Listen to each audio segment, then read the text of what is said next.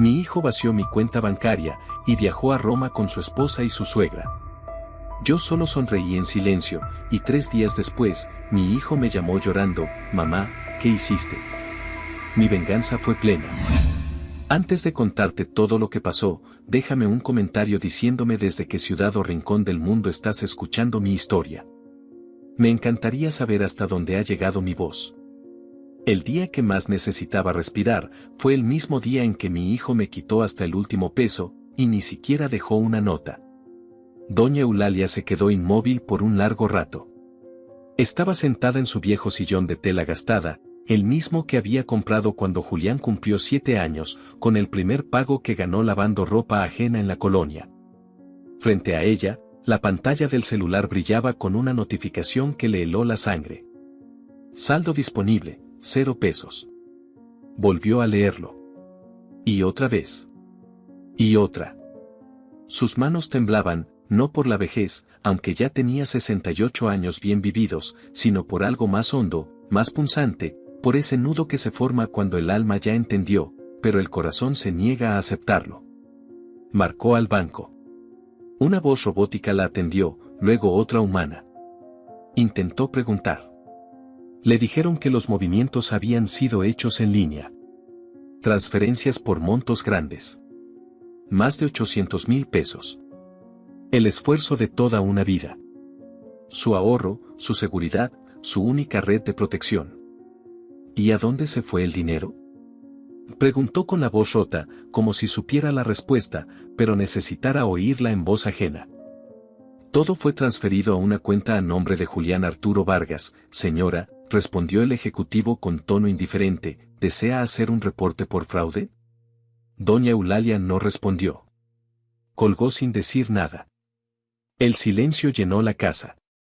Solo se escuchaba el tic-tac del reloj colgado en la cocina y el zumbido de un foco a medio fundir. Afuera, los vendedores de tamales gritaban roja, verde, con su canto habitual, ajenos al abismo que se acababa de abrir dentro de ella. Entonces sonó el teléfono fijo, ese que aún conservaba por costumbre. «Bueno», dijo con voz apagada. «Eulalia, mijita, ¿ya viste el Instagram de tu Julián?». La voz emocionada de doña Marta, su vecina de toda la vida.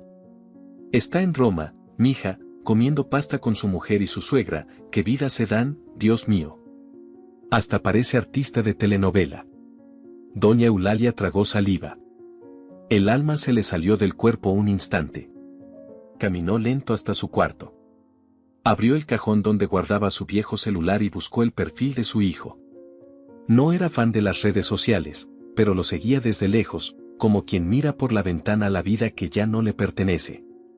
Allí estaba. Julián, su único hijo, el niño que parió con dolor y crió sola desde que su marido se fue con otra.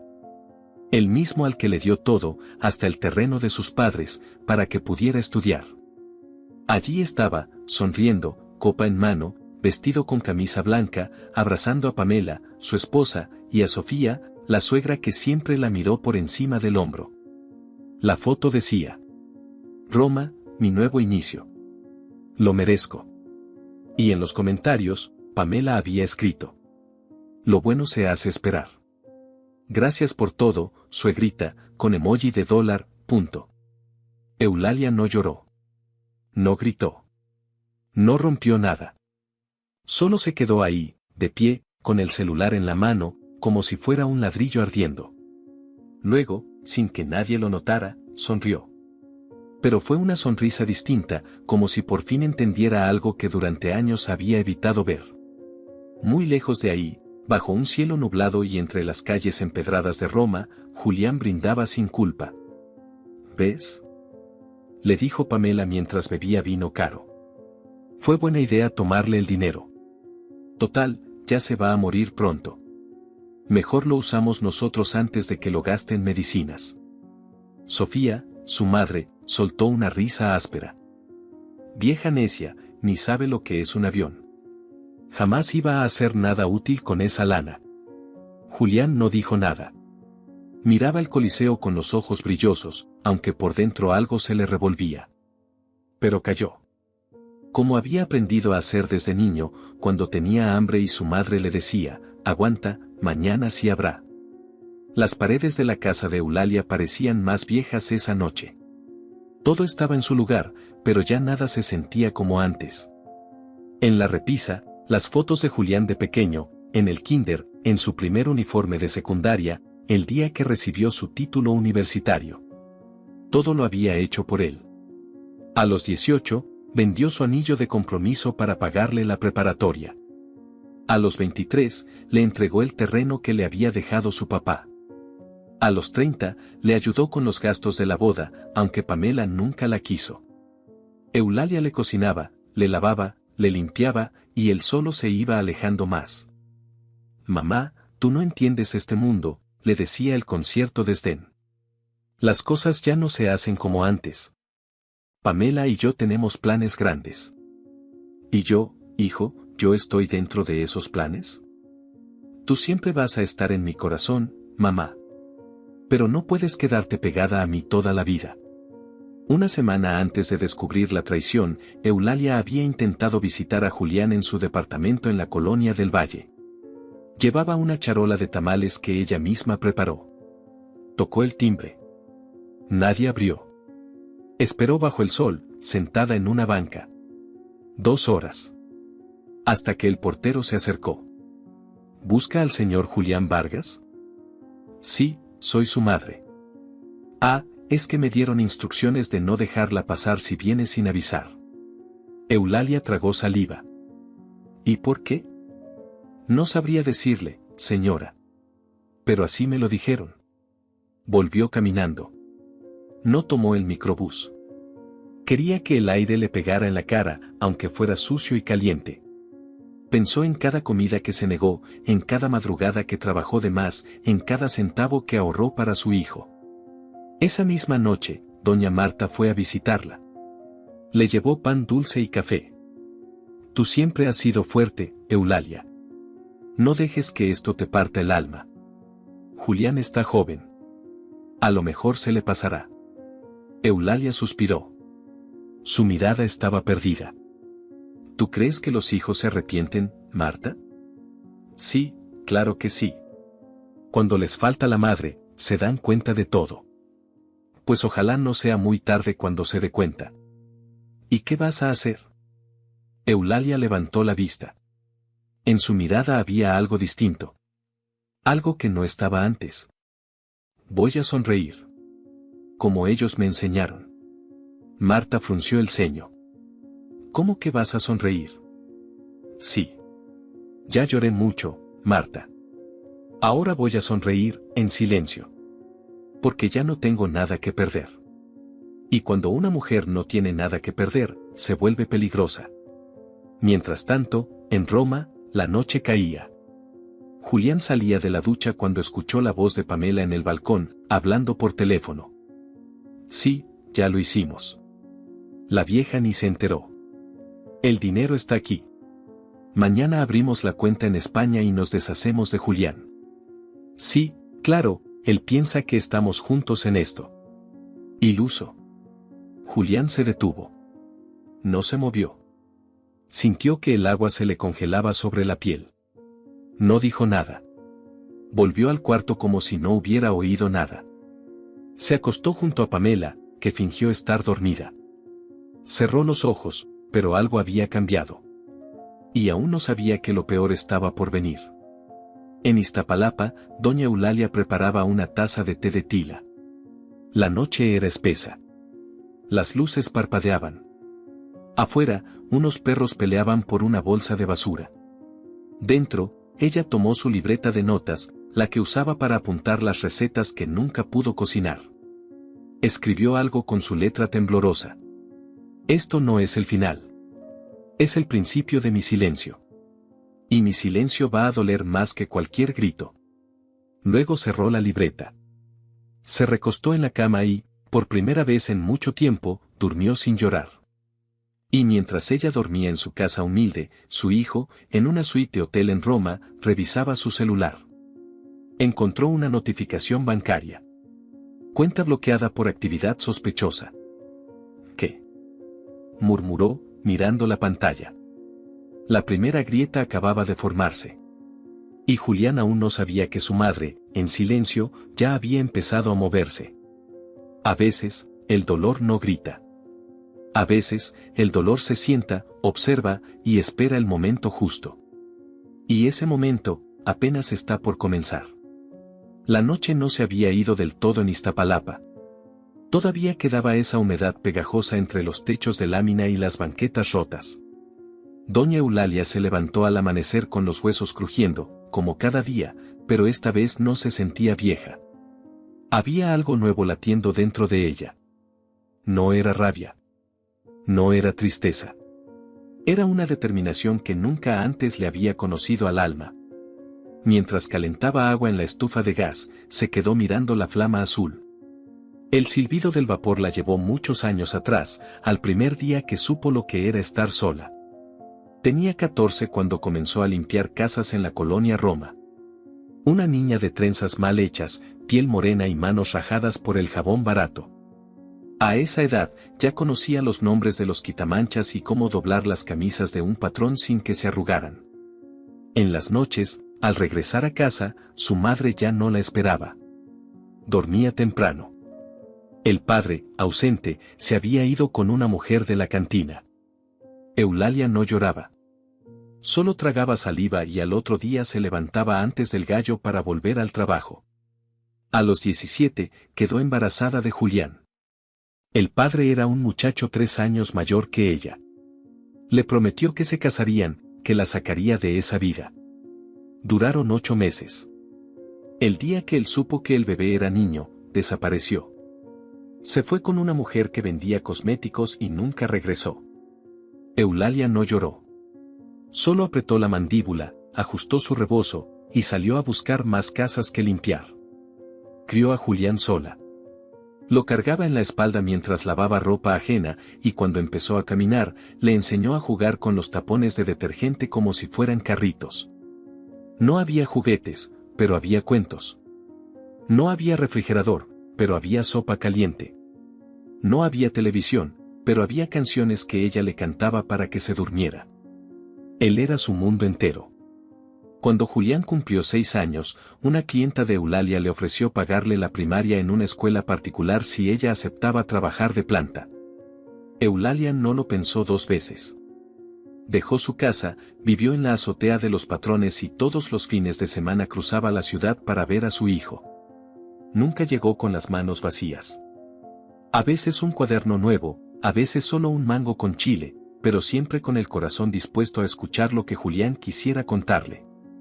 Los años pasaron. Julián fue creciendo. Eulalia aprendió a firmar con esfuerzo, letra temblorosa, solo para que él pudiera inscribirla como responsable en los papeles de la escuela. Aprendió a leer las recetas médicas y luego los estados de cuenta. No sabía escribir bien, pero entendía lo suficiente como para no dejarse pisotear. O eso creía. A los 16, Julián le dijo: «Mamá, cuando tenga éxito, lo primero que haré será comprarte una casa donde no entre el frío por las paredes». Y ella le respondió sin dudar: «No me compres nada, hijo, solo no te olvides de mí».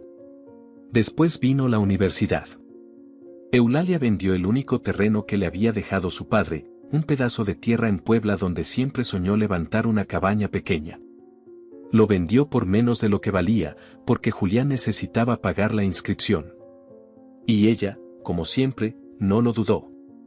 «Mi hijo va a ser contador», le decía orgullosa a sus vecinas. «Él sí va a salir de esta vida». Y sí salió. Pero no como ella imaginó. Fue en el 3er semestre cuando conoció a Pamela. Una muchacha de cabello lacio, uñas largas y sonrisa de revista. Desde la primera vez que Eulalia la vio, sintió una punzada en el estómago. No por celos ni por envidia, sino porque esa mujer traía la mirada de alguien que solo sabe tomar, jamás dar. Pamela venía de una familia que fingía tener más de lo que realmente tenía. Su madre, Sofía, se vestía con ropa de marca falsa y hablaba como si hubiera estudiado en Europa. La primera vez que visitaron la casa de Eulalia, torcieron la boca con discreción. «Qué bonito color las paredes». «Muy, rústico, dijo Sofía con tono sarcástico. Pamela, al ver la cocina, hizo un comentario en voz baja que a Eulalia no se le olvidaría jamás. No sé cómo Julián creció aquí. Esto parece un refugio, no una casa. Eulalia sonrió, como siempre. Pero dentro de sí algo se quebró. Pasaron los años y Pamela fue ganando terreno. Primero pidió que Eulalia no visitara tan seguido. Luego que no opinara sobre sus decisiones. Después, que no asistiera a ciertos eventos familiares porque desentonaba. Julián, entre confundido y enamorado, se fue alejando poco a poco. Una noche, ya viviendo con Pamela, Julián visitó a su madre. Fue la última vez que lo hizo sin avisar. Ella le preparó chiles rellenos, su platillo favorito. Mamá, Pamela dice que estás muy metida en nuestra vida. Que no nos dejas crecer como pareja. Yo solo quiero que seas feliz, hijo, dijo Eulalia, mirando cómo se enfriaba su comida. Ya no necesito que me cuides, respondió él, como si eso le doliera. Ya soy un hombre.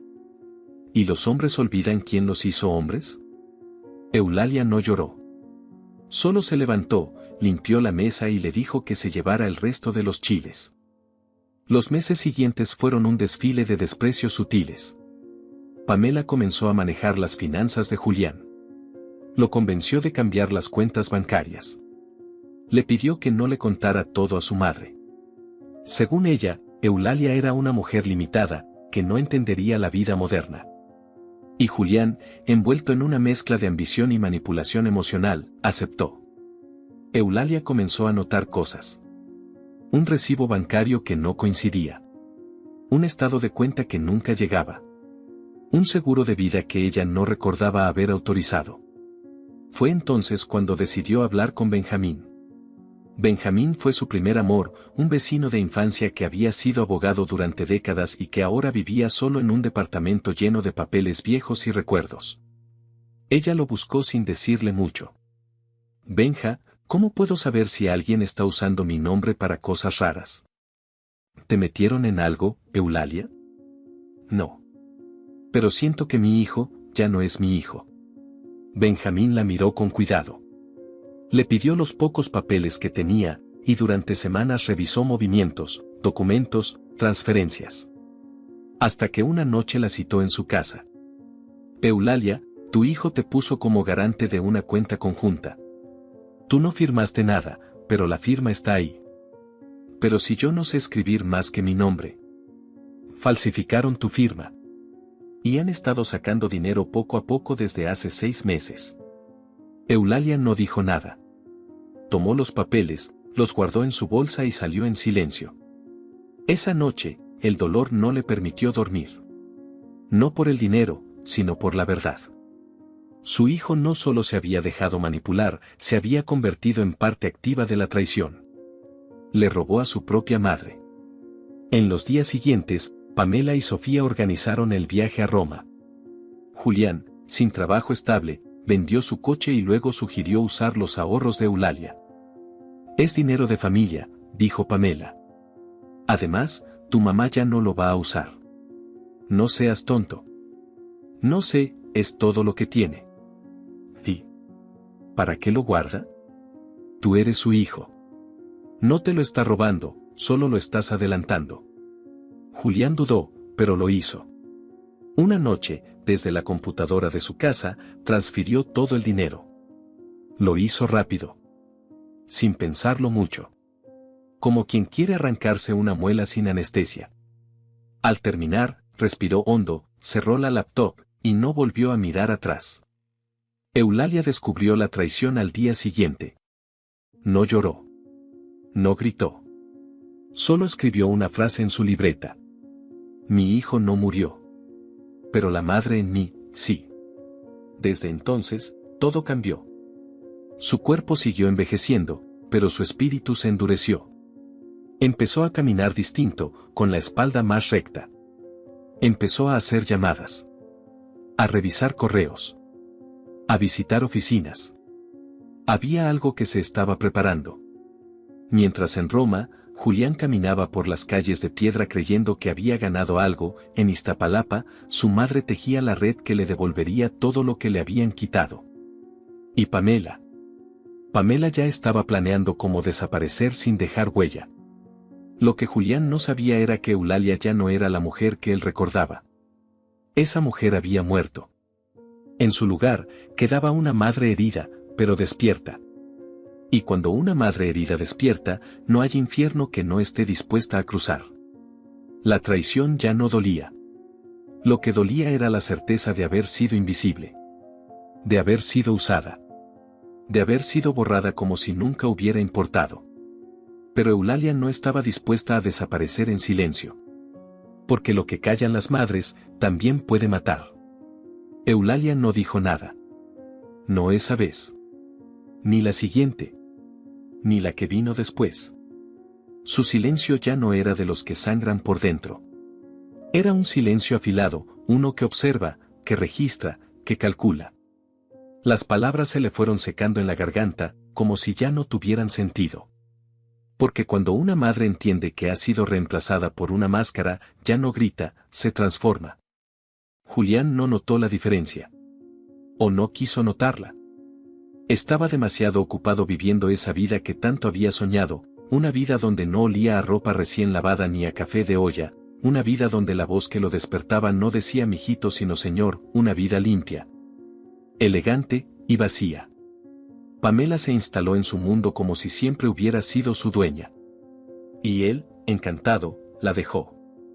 Lo fascinaba cómo ella hablaba con palabras que Eulalia nunca usó, cómo caminaba con paso suave sobre tacones altos, cómo se refería a las cosas como si todo le perteneciera. Pero detrás de su risa fácil y sus fotos con filtro había una maquinaria sutil, cruel y precisa. Pamela sabía lo que quería y lo quería rápido. Un nombre. Un apellido. Una cuenta. Y un hombre que pudiera sostenerle la farsa. Los primeros comentarios llegaron disfrazados de bromas.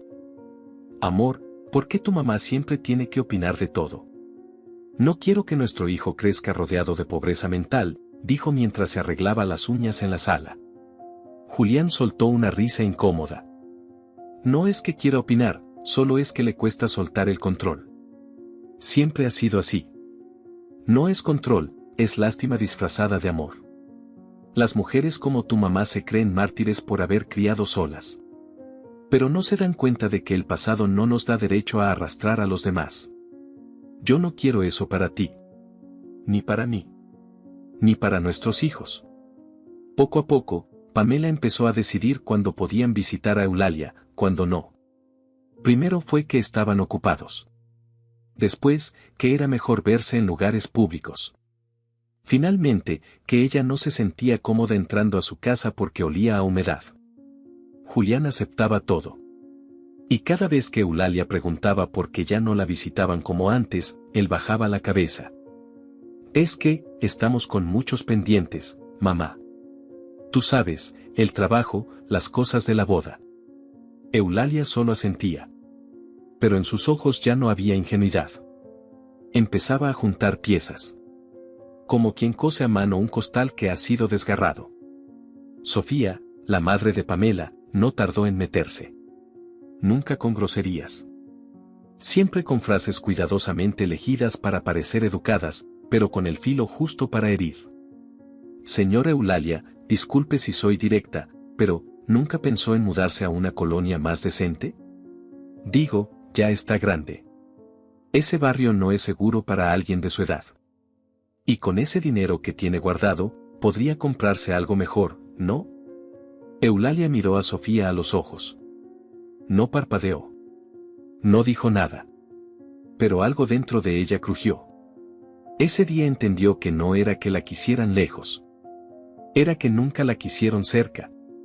Un domingo, durante un almuerzo familiar organizado por Pamela, Eulalia decidió hablar con su hijo. Esperó el momento en que Sofía fue al baño y Pamela se distrajo en su teléfono. Miró a Julián con el mismo amor de siempre, pero su voz ya no temblaba. Hijo, ¿estás seguro de que esta mujer es para ti? ¿Has notado cómo te mira cuando no estás mirando? ¿Cómo habla de mí? ¿De ti? Julián tragó saliva. Pamela levantó la vista de su celular. Sofía acababa de salir del baño. El ambiente cambió como cuando llega una tormenta. Y entonces Julián explotó. Ya basta, mamá. Estás celosa porque ahora tengo otra mujer en mi vida. No lo digas, pero lo piensas. Nunca soportaste que alguien más pudiera importarme. Eulalia no se defendió. Ni siquiera se inmutó. Solo bajó la mirada al plato, dejó el tenedor y en ese silencio supo que lo había perdido. Cuando se despidieron esa tarde, nadie la abrazó. Al llegar a su casa, se quitó los zapatos con cuidado, como si no quisiera molestar a nadie, aunque estuviera sola. Se sentó en su cama y pensó en la última vez que su hijo le había dicho te quiero sin que ella se lo pidiera. No logró recordarlo. Las semanas siguientes fueron un infierno disfrazado de rutina. Pamela y Sofía comenzaron a visitar más a Julián en su oficina. Le llevaban comida, le hablaban de negocios, le sugerían inversiones. Un día, Pamela le pidió acceso a su cuenta para poder organizar mejor los gastos del hogar. Confía en mí, le dijo mientras se quitaba la blusa frente a él. ¿O no somos un equipo? Julián, atrapado entre la lujuria y la ingenuidad, dijo que sí. Como siempre. Eulalia, entretanto, no se quedó quieta. Sabía que algo andaba mal, pero no sabía cómo probarlo. Fue entonces cuando se acercó a su vecina, Lourdes, una mujer que había sido contadora durante 20 años en una empresa farmacéutica y que ahora vivía retirada, enseñando a niños del barrio a sumar y restar. Lourdes, necesito que me expliques algo. ¿Cómo puedo saber si alguien está metiendo mano en mis cuentas? Lourdes frunció el ceño. ¿Tu hijo? Sí. ¿Tienes acceso a tus estados de cuenta? Ya no me llegan. ¿Y las transferencias? Nunca he hecho una. No sé ni cómo se hace eso. Durante varias noches, Lourdes le enseñó a Eulalia a entrar al portal del banco desde su celular, a revisar movimientos, a identificar depósitos y salidas. La primera vez que vio la lista de transacciones, Eulalia sintió que el mundo se le caía encima. Montos grandes. Fechas recientes. Transferencias que coincidían con los días en que Julián la visitó o pidió algún documento. Dinero que salía sin explicación. Él tenía acceso. Me lo pidió para hacer un trámite. Me dijo que era para un seguro. Eulalia, no es un trámite. Es un robo. El corazón se le partió en dos, pero no lloró. En lugar de eso, pidió una libreta y empezó a anotar cada movimiento. Día, hora, monto. Cada peso robado tenía nombre y apellido. Un viernes por la noche, cuando todo parecía ya perdido, Lourdes le mostró algo más. ¿Ves este movimiento? Aquí firmaron a tu nombre para activar una cuenta conjunta. Pero la firma no es tuya. Es una copia burda. Eulalia tocó la pantalla como si tocara una herida abierta. Ni siquiera se tomaron la molestia de esconderlo bien. ¿Qué vas a hacer? Eulalia cerró el celular, respiró hondo, y dijo. Nada. Todavía. Mientras tanto, en Roma, Julián comenzaba a sentirse incómodo. No por la culpa, sino porque Pamela ya no lo miraba igual. Había cambiado. Ya no lo besaba con entusiasmo. Pasaba horas en el celular. Se reía sola. ¿Y Sofía? Sofía ya no se molestaba en fingir que lo toleraba. Una noche, escuchó una conversación entre ellas mientras fingía dormir. Ya está hecho. ¿Para qué seguir fingiendo? En cuanto regresemos, vendemos todo y nos largamos. ¿Y si se da cuenta? Es lento. Ni lo va a notar. Y si lo nota, que se joda. Total, la vieja ya va a morirse. ¿Quién la va a defender? Eulalia, desde México, comenzó a moverse con precisión. Visitó una oficina del banco, solicitó los estados completos, los imprimió y los guardó en sobres. Luego fue al registro público, a preguntar si había propiedades a su nombre que ella no recordara haber firmado. Allí descubrió algo aún peor. Julián había intentado registrar su casa como una propiedad de inversión compartida, usando documentos alterados. No lo logró por un error técnico, pero lo había intentado. Ese día, Eulalia no volvió directo a su casa. Caminó hasta una vieja iglesia al fondo del barrio. No para rezar. Solo para sentarse en la banca y mirar al altar. Dame paciencia, Dios. No para perdonarlo, sino para no destruirlo con mis propias manos. El silencio la envolvió. Cuando regresó, encendió la radio, puso un bolero, y comenzó a tejer. Pero lo que tejía no era ropa. Era venganza. Las semillas de la ingratitud ya estaban sembradas. Y estaban germinando. Faltaba poco para la cosecha. Eulalia lo sabía. Lo sentía en los huesos, en la manera en que el viento entraba por las rendijas de la puerta como si viniera a avisarle que todo lo que fue enterrado en silencio, pronto brotaría. Las madrugadas le pesaban menos. El frío ya no la molestaba. Solo contaba los días. Pero no con ansiedad. Con estrategia. Con calma. Como quien afila un cuchillo sin prisa, sabiendo que lo usará en el momento exacto. Una mañana, mientras barría la sala de su casa con la escoba de varas que tanto había resistido, decidió mover el sillón para limpiar debajo. Había tierra, papelitos, una pluma seca y un sobre blanco roto, mal doblado, metido en una bolsa de plástico reciclada. Iba a tirarlo todo sin mirar, pero algo en su interior le gritó que revisara primero. Abrió la bolsa. Dentro había un documento. Lo leyó 2 veces, sin entender completamente lo que decía. Dio su nombre completo, su dirección y una firma parecida a la suya. Luego leyó el encabezado, testamento. Sintió que algo le apretaba el pecho. Se sentó en el piso, con el documento extendido en las piernas, y volvió a leer. Era un testamento donde ella, supuestamente, le cedía su casa y sus ahorros a Julián en caso de muerte. Y al final, una firma, su firma, falsificada. Sintió el silencio de la casa como si pesara más que nunca. Solo el tic-tac del reloj y el ladrido lejano de un perro rompían la quietud. No lloró. No se sorprendió. Pero esta vez, sí se le quebró algo adentro. No era la traición. Era la confirmación. Marcó a Benjamín. Ven. ¿Qué pasó? Encontré lo que necesitabas ver. 2 horas después, Benjamín estaba sentado en su cocina, con el documento en mano. Lo leyó con detenimiento, movía la cabeza en negación. Esto no solo es ilegal. Es peligroso. Si lo hubiera registrado, podrías haber perdido la casa sin enterarte. ¿Crees que fue él? Benjamín guardó silencio. Dejó el papel sobre la mesa. Esta no es tu firma, Lala. Y tú no tienes idea de cómo se arma un testamento. Es obvio que no es tuyo. Lo más grave es que esto es un borrador, y si hay un borrador, puede haber un intento real de registrarlo.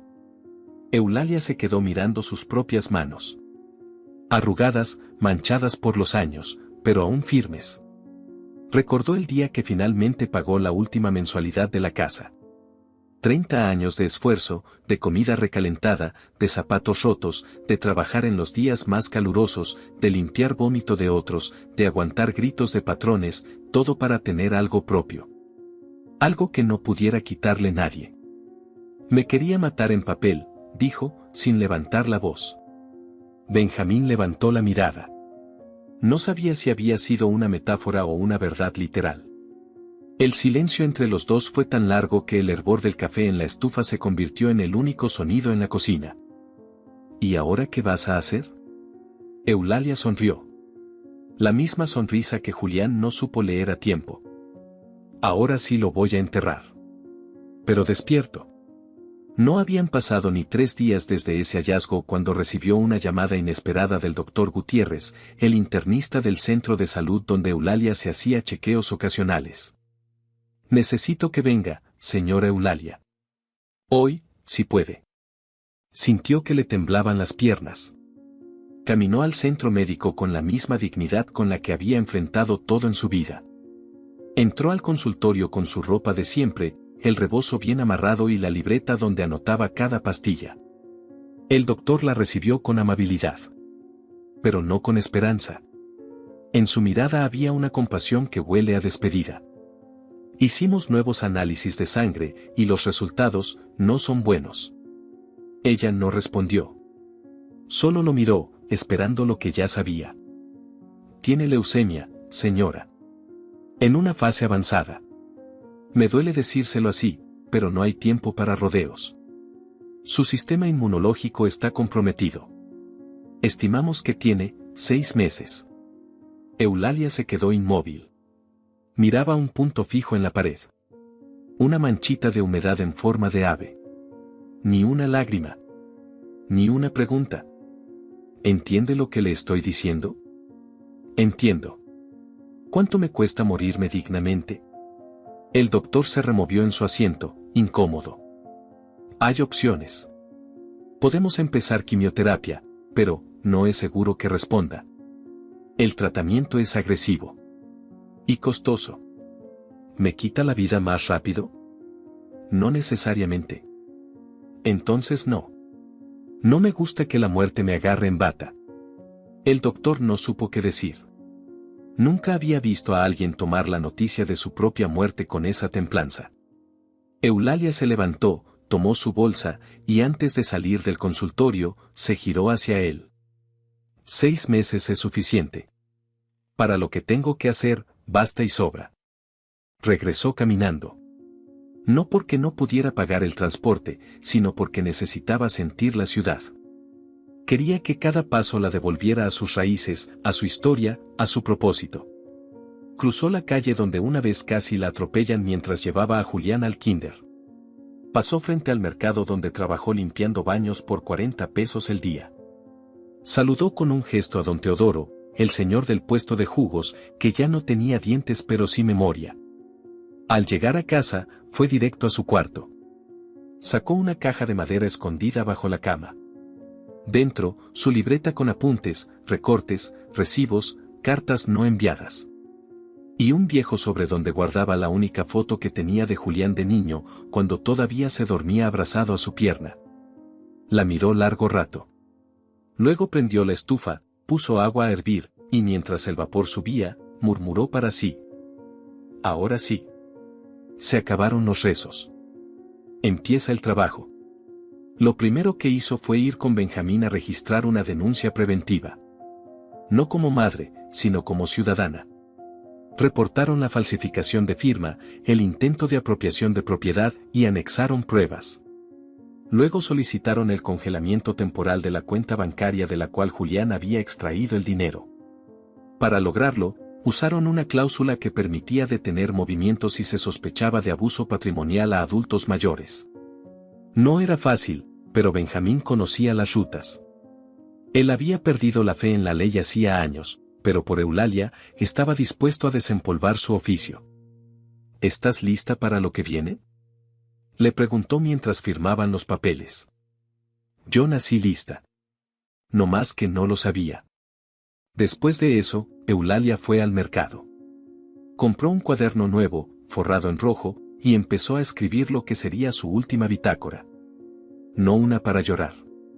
Una para dejar constancia.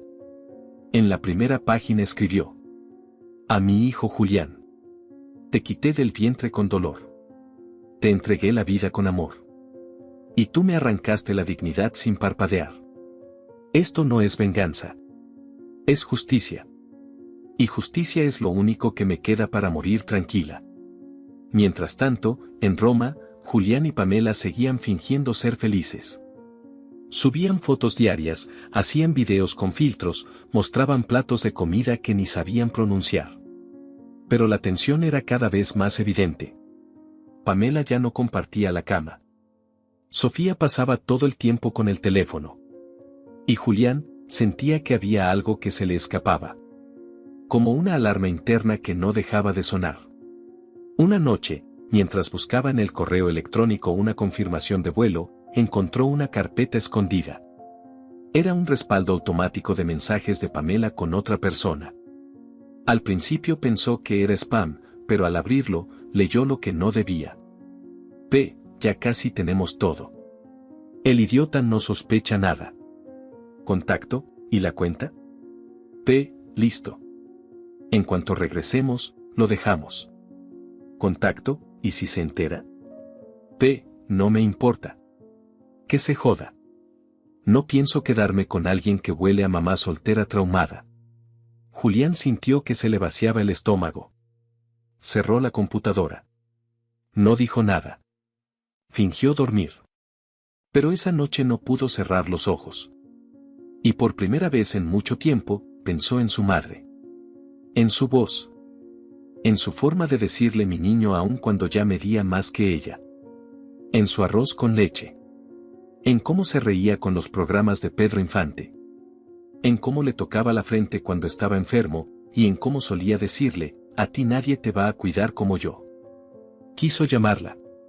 Pero no lo hizo. Eulalia, por su parte, no esperaba nada. Ya no había ternura en su espera. Solo planificación. Visitó oficinas, hizo llamadas y activó la cláusula migratoria. Declaró los movimientos de Julián como sospechosos. El sistema fue lento, pero se activó. Un registro de alerta internacional fue emitido para su regreso a México. No lo meterían preso, pero lo harían rendir cuentas. En el cuaderno rojo, Eulalia escribió: no hay castigo más justo que el que se da sin gritar. Lo voy a ver perder todo sin que yo levante un dedo. El karma no se cobra con violencia. Se sirve con paciencia. Y así, la segunda traición ya no la rompió. La convirtió en algo más fuerte. Más frío. Más libre. La madre murió en ella. Pero la mujer despertó. Faltaba poco para que Julián regresara a México. Y no tenía idea del terremoto que lo esperaba. Julián creyó que el infierno era un lugar con fuego, castigo y gritos. No imaginaba que podía ser tan frío como las calles empedradas de Roma, ni tan humillante como una tarjeta que no pasa en un restaurante lleno de turistas. Todo empezó con una negación en el terminal de pago. Luego otra. Y otra.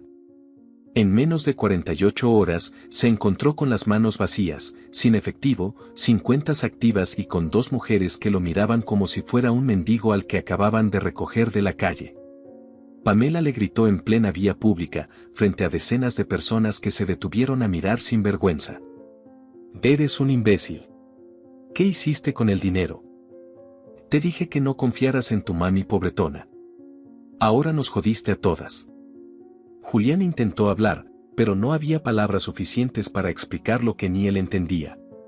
Sabía que algo andaba mal, que las cuentas estaban congeladas, que su nombre había sido vinculado a una investigación internacional de fraude financiero, y que tenía que presentarse en la embajada mexicana al día siguiente. Esa noche, Sofía lo miró con una mezcla de desprecio y fastidio. Te advertí, Pamela. Este pobre diablo no sirve ni para lavar platos. Me voy al hostal. No pienso dormir en este cuchitril. Pamela la siguió. Ni una palabra. Ni un adiós. Julián se quedó en el cuarto de hotel, solo, con una maleta medio vacía y el zumbido de la traición resonando en los oídos. Mientras tanto, en México, Eulalia tejía los últimos hilos de su plan como si fuera una cobija de invierno. Todo encajaba. Cada movimiento tenía un sentido. Benjamín le ayudó a levantar los documentos necesarios para activar el bloqueo internacional de capitales, apoyándose en la denuncia por uso fraudulento de cuentas de una persona adulta mayor. Se contactó con un viejo conocido de Benjamín, don Ernesto, funcionario en migración, y logró activar una alerta por salida de fondos ilícita, lo cual implicaba revisión obligatoria al ingreso de Julián a territorio mexicano. No era venganza. No había odio. Había justicia. En su cuaderno rojo escribió: a veces, el amor de una madre también tiene que doler. No por odio, sino por lección. Porque lo que se permite, se repite.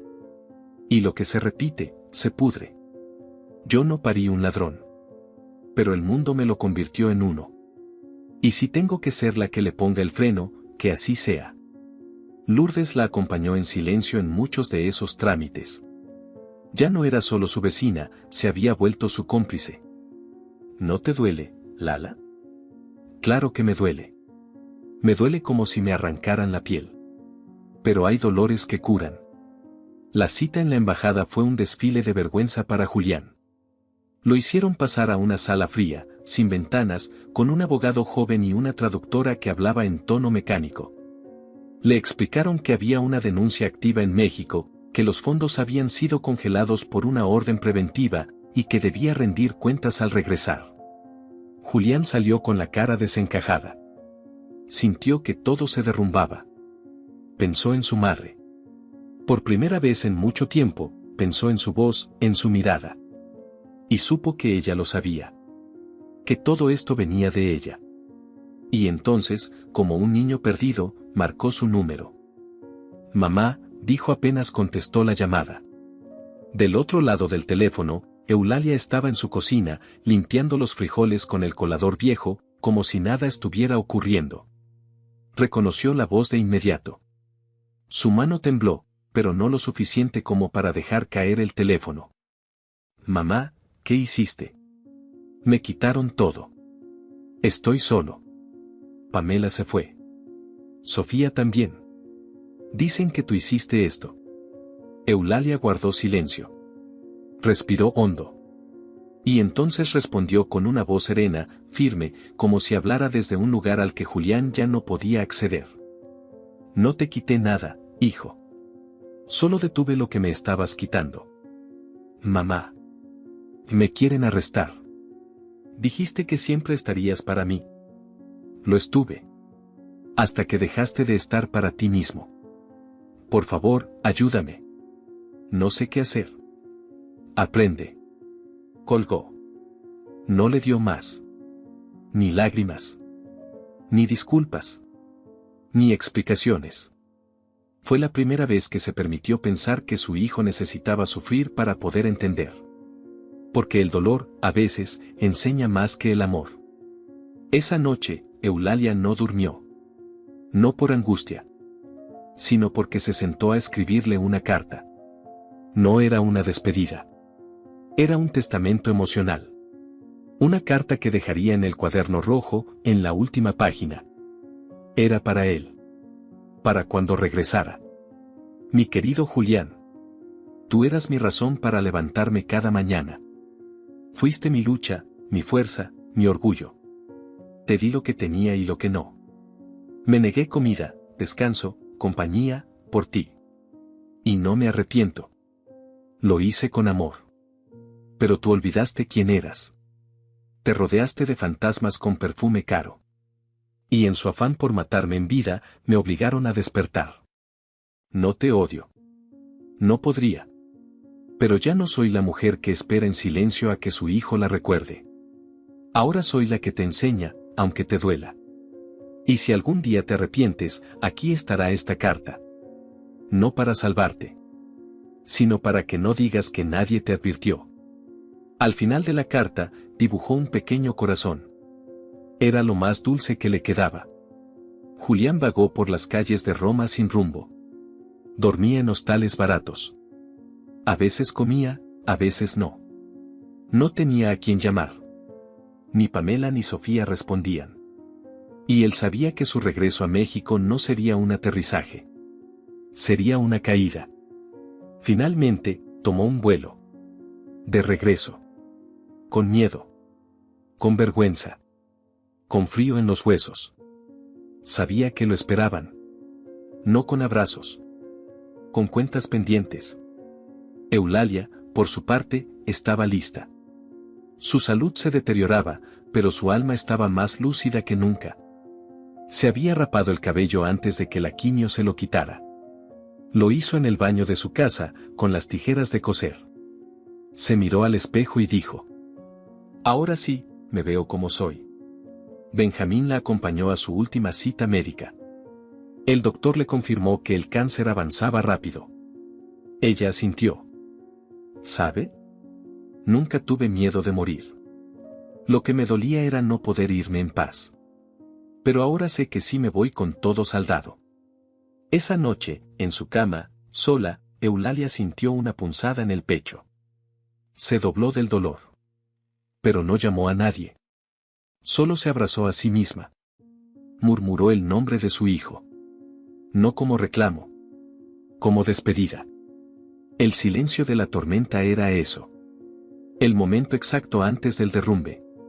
La calma fingida que precede a lo inevitable. Pero Eulalia no temía al final. Porque ella ya había hecho lo que tenía que hacer. Y Julián estaba por enfrentarse a los escombros de la vida que él mismo destruyó. Cuando el avión aterrizó en Roma, Eulalia no sintió emoción. No la asombró la voz del capitán dando la bienvenida, ni el idioma extraño que se mezclaba con los anuncios del aeropuerto. No le importaron los techos de cristal ni los rostros extranjeros.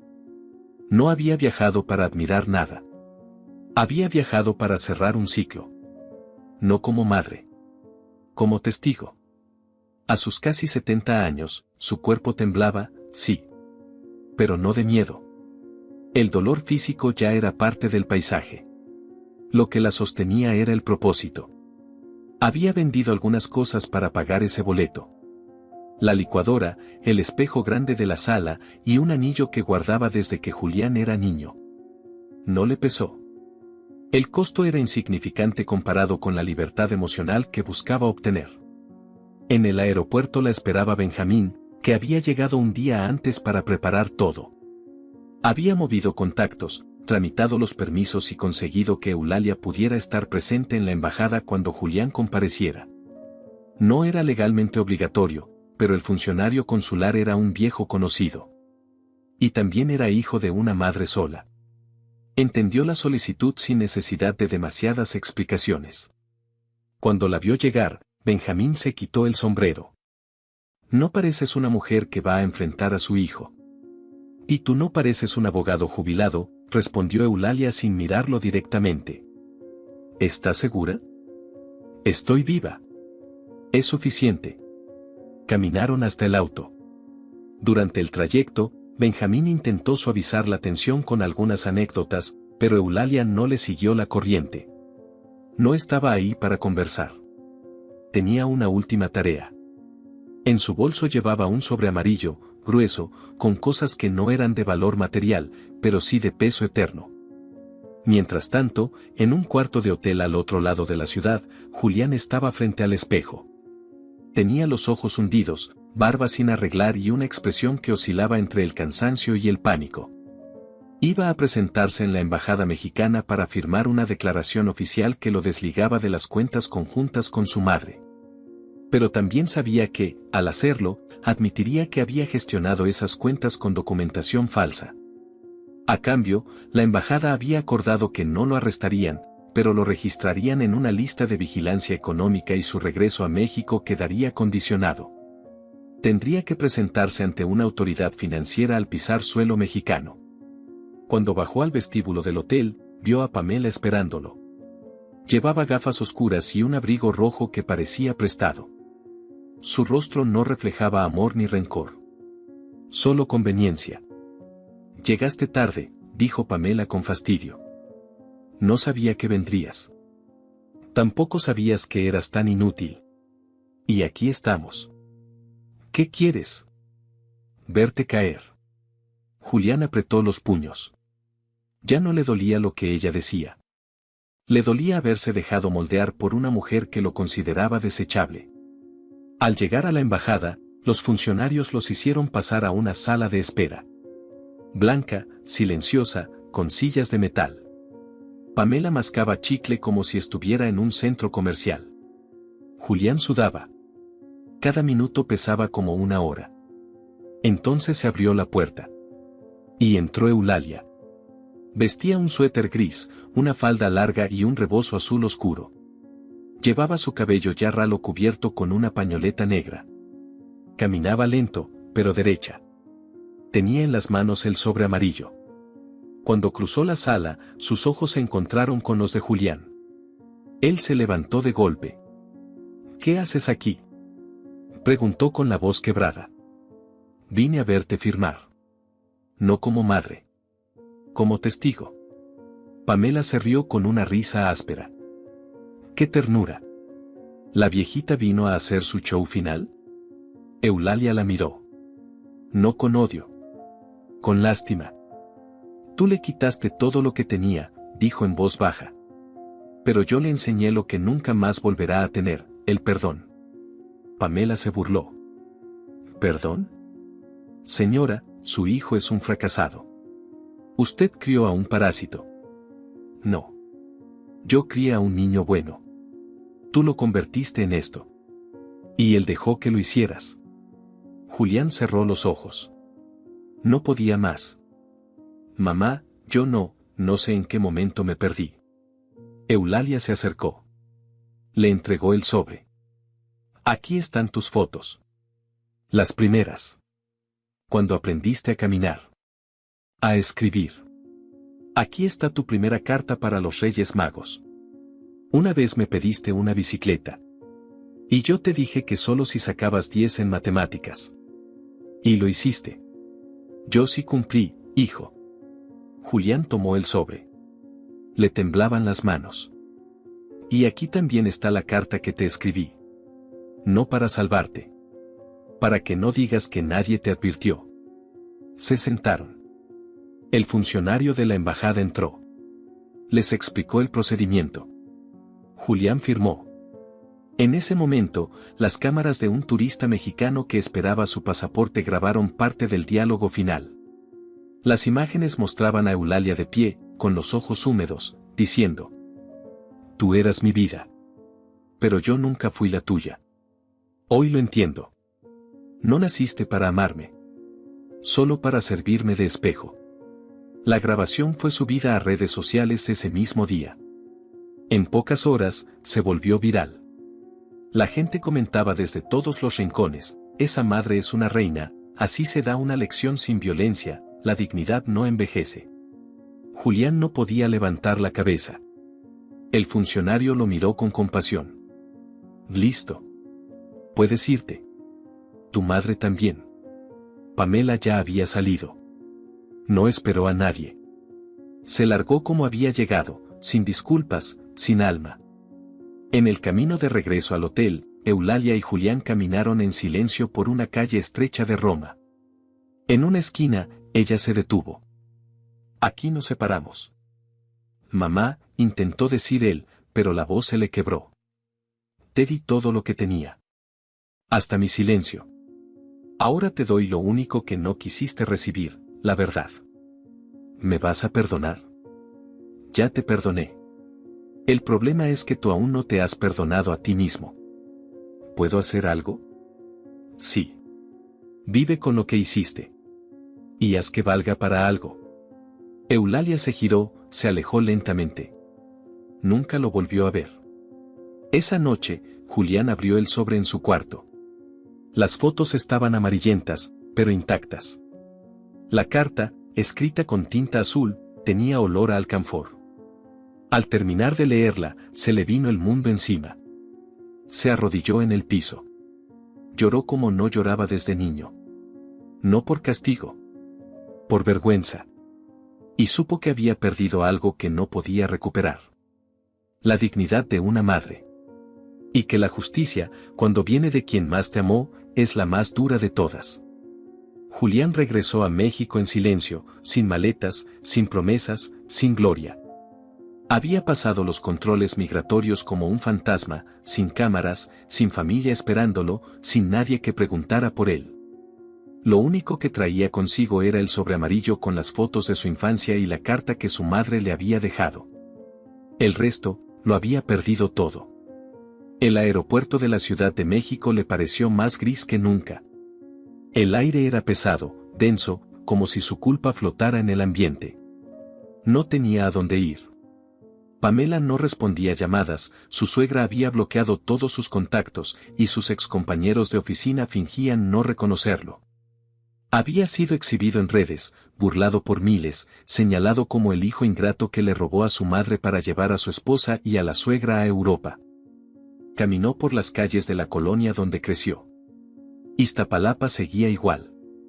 Los mismos baches, los mismos grafitis en los muros, los mismos vendedores de pan al caer la tarde. Pero algo en su interior ya no era el mismo.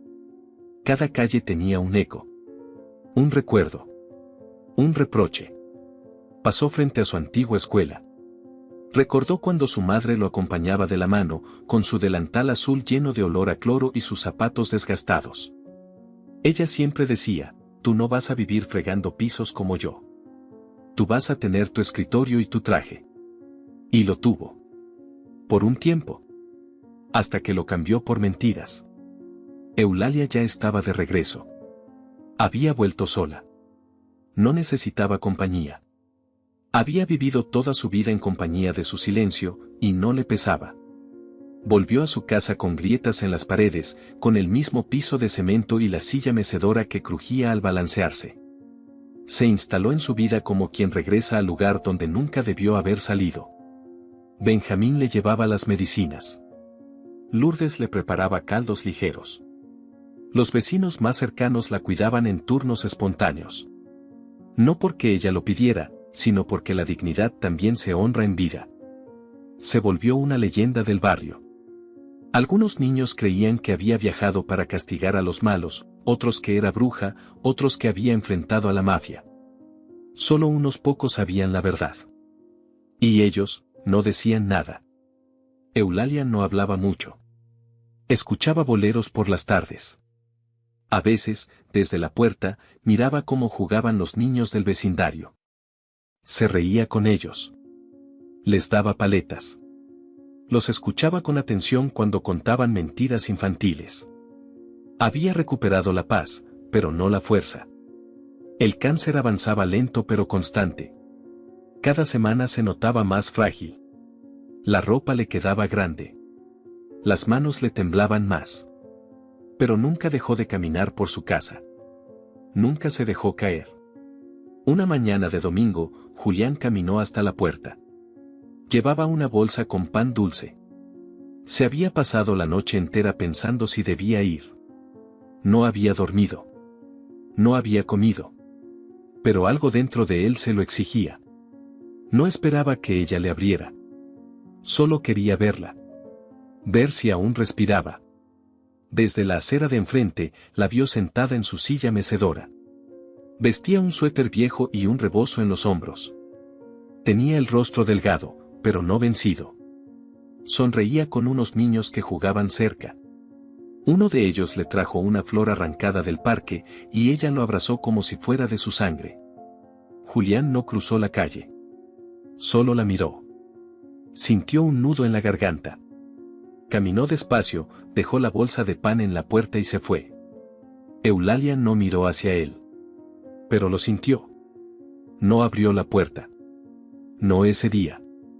Durante las siguientes semanas, Julián volvió.